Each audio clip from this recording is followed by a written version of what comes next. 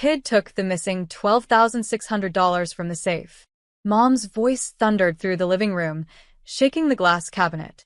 My son, Eli, froze, his small hands clutching his juice box, eyes wide like he'd just been accused of burning down the world. Beside her, my sister Hannah crossed her arms, smirking. We saw him near it, Claire. Don't pretend you don't know how kids are. He's sneaky. I didn't move, didn't defend, didn't feed the fire, because I'd already seen the truth, and the truth doesn't shout. My name is Claire Dawson, I'm 36, and silence is my favorite form of revenge. For weeks, Hannah and her husband, Greg, had been living with Mom, supposedly helping around the house, while secretly using her place as a front for their failing business. I dropped by today because Mom called crying about money gone missing. But when I walked in, the entire family had already gathered, a full-blown courtroom, and my son was the defendant. Hannah glared at me. Say something. He's your kid. Take responsibility. I just stared at Greg, the accountant brother-in-law, who suddenly looked like he couldn't breathe. His hand fidgeted in his pocket. His knee bounced. I have something to show you, I said finally, sliding a small USB drive across the table. Mom blinked. What's that? The security camera you asked me to install last month. It records everything by motion. I thought you'd want to see for yourself. The room went dead quiet. Greg's jaw twitched. Hannah went pale. I plugged it in. The footage started playing. And 5 minutes later, Greg's face turned the color of paper. Because the hands caught on camera weren't Eli's. They were his. Greg's face drained of color, eyes locked on the frozen frame on screen, his own hand, sliding the envelope of cash from Mom's safe and tucking it into his jacket. The room went utterly silent, the only sound the faint hum of the ceiling fan. Mom gasped, hand flying to her mouth. Greg, what is this? He stammered. It's not what it looks like. I was just checking. Checking what? I cut in, my tone calm but slicing through his excuses. The total, the texture of the bills. Hannah turned to him, her voice trembling. You told me Eli was lying. You made me accuse him. Greg stood, pacing, his words collapsing on themselves. I needed it for payroll. I was going to put it back.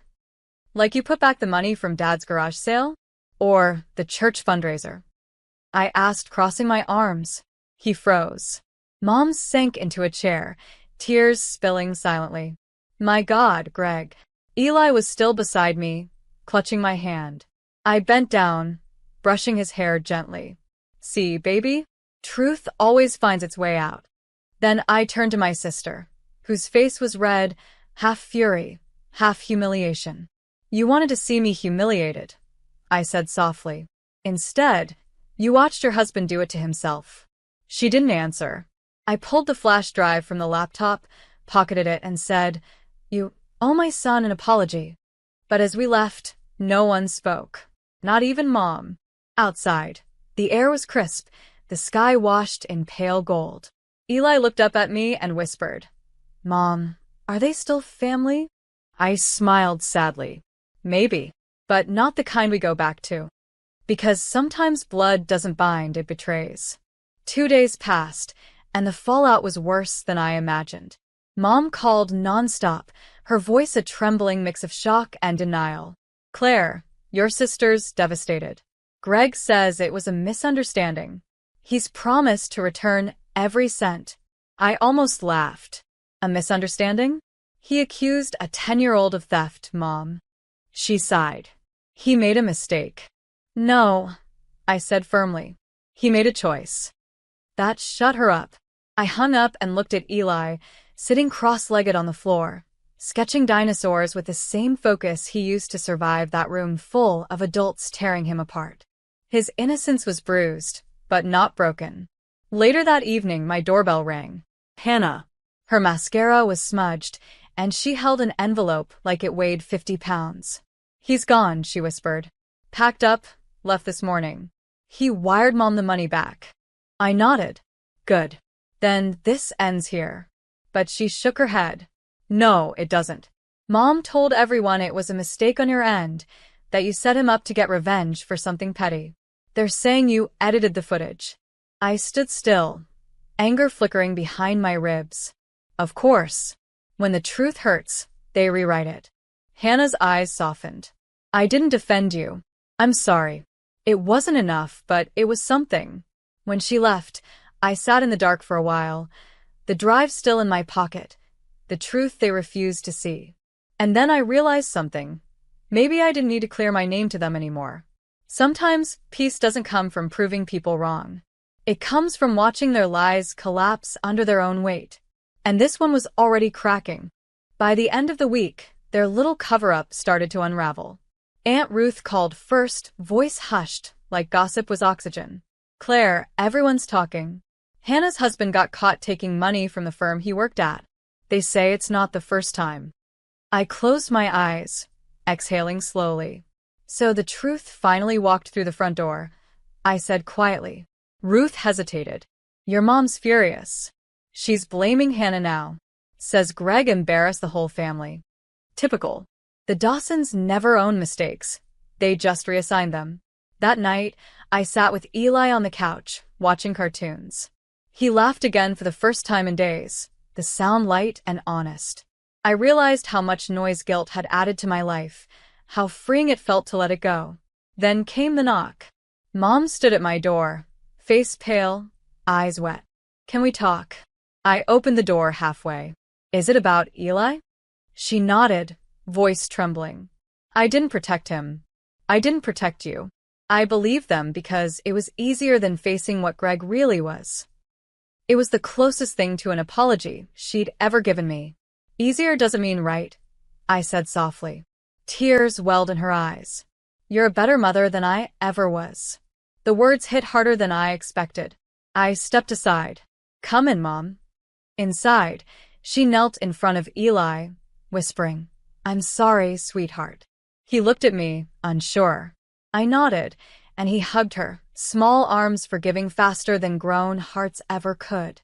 As I watched them, I realized something quietly powerful. Forgiveness doesn't erase betrayal. It just means you've stopped letting it live rent-free inside you. And tonight, peace finally had a home again. The next morning, sunlight poured into the kitchen like a reset button. Mom was sitting at the table, sipping coffee, her hands trembling slightly. For years, that same kitchen had been a courtroom. Her, the judge, me, the defendant. But today, she looked smaller.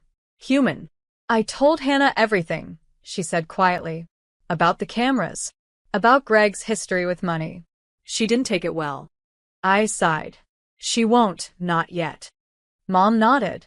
She said you humiliated her.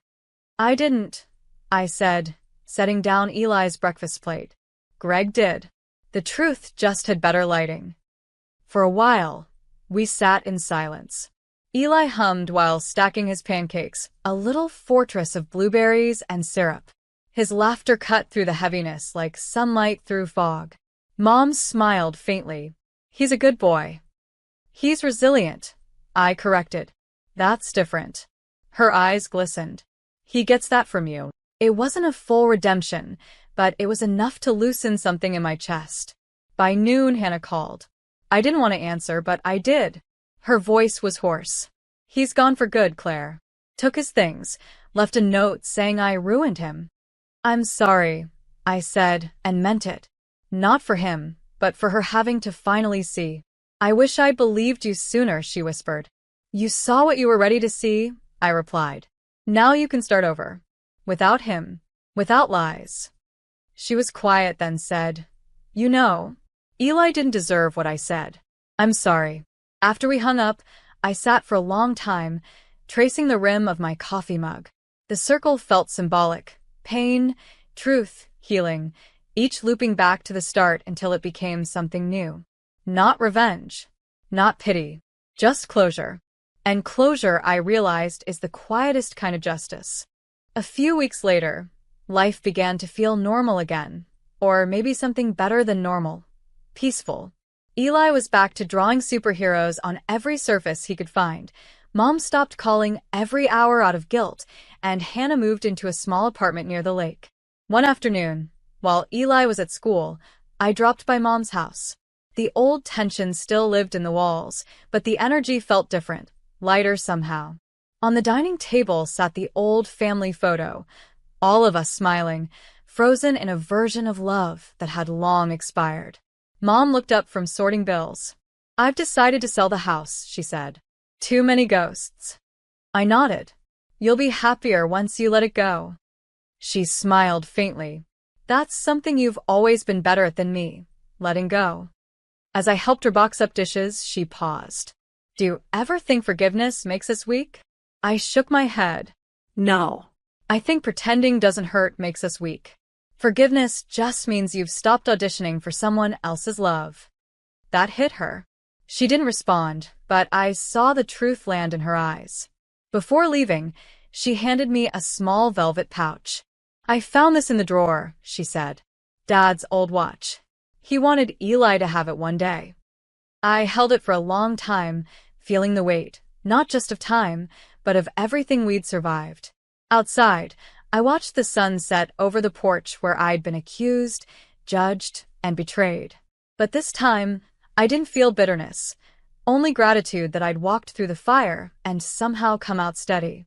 Maybe healing isn't loud. Maybe it's just standing where you once broke and realizing you're still here. Months rolled by, soft and uneventful. The kind of quiet that once felt foreign but now felt like home. Eli thrived. His teachers called him brilliant and kind, 2 words that wrapped around my heart like armor. He'd stopped asking about Grandma's house or Aunt Hannah. Kids forget details, but not how people make them feel, and I was determined to fill that space with warmth, not wounds. Then one afternoon, I received an unexpected call from Hannah. "Claire, I got a job," she said, breathless. "At an accounting firm downtown. I'm rebuilding." For a moment, I didn't know what to say. I'd spent years waiting for her to take accountability, and now she finally was. "I'm proud of you," I said sincerely. "Really?" There was silence on the other end, then a shaky laugh. "You mean that?" "Yeah," I said softly. "It takes courage to start over. I know what that costs." She exhaled. "I'm also in therapy. Mom goes too. You started something, you know. You made us all look at ourselves." Her words hit harder than I expected. I wasn't chasing revenge anymore, but hearing that felt like justice anyway. That weekend, we met at a small cafe by the lake. No cameras, no shouting, no accusations. Just 2 sisters with coffee, awkward smiles, and something that almost felt like peace. When she left, she hugged me tightly. "Thank you for not giving up on me," she whispered. I smiled. "I did give up, Hannah. That's how you found yourself." Driving home, the sky was streaked with gold. And for the first time, I realized forgiveness doesn't mean returning to what was. It means giving everyone, including yourself, permission to grow past it. A year later, I stood in my own backyard, fairy lights swaying gently in the evening breeze, as laughter filled the air. Eli was turning 11.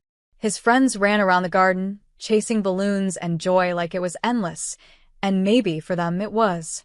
Mom and Hannah sat at the picnic table, helping serve cake.